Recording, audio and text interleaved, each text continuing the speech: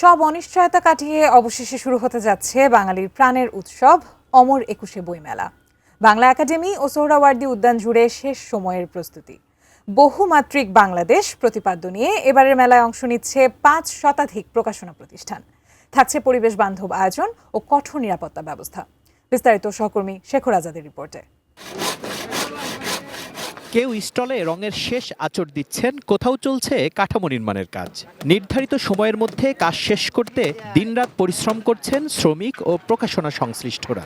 সবগুলো কাজই শেষের মধ্যে অল্প কিছু সারাটি হচ্ছে কাজ করে আমাদের কাজ শেষ করে দিতে হবে। আমাদের কাজ এখন একদম শেষ পর্যায়ে, এখন শুধু সাজসজ্জার কাজ চলছে, মৌলিক কাজ সবগুলো প্রায় শেষ।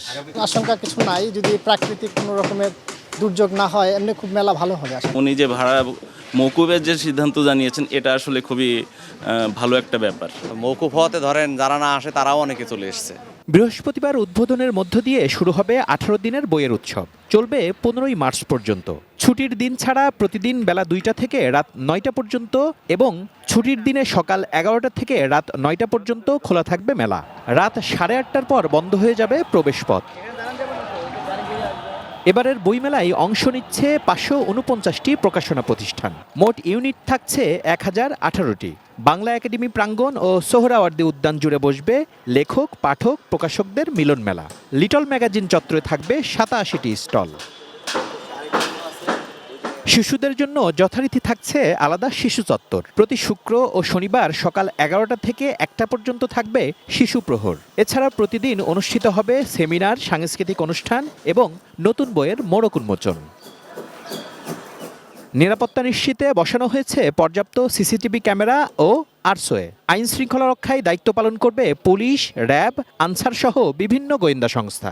প্রায় 300 ক্যামেরার মাধ্যমে মেলার ভিতরে এবং চারপাশে সার্বক্ষণিক পর্যবেক্ষণ করা হবে। ডগ স্কোয়াড দ্বারা মেলা প্রাঙ্গণ এবং আশেপাশের এলাকা সুইপিং করা হবে। হকার, বাখাটে ছিনতাইকারী ও পকেটমারের তৎপরতা রোধে বিশেষ টিমের ব্যবস্থা থাকবে। ধর্মীয় অনুভূতিতে আঘাত হানতে পারে এমন কোনো বই স্টলে রাখা হয়েছে কিনা সে বিষয়েও সতর্ক নজর রাখা হবে বলে জানিয়েছে আইন শৃঙ্খলা বাহিনী। Shekhar Azad, ATN news, Dhaka.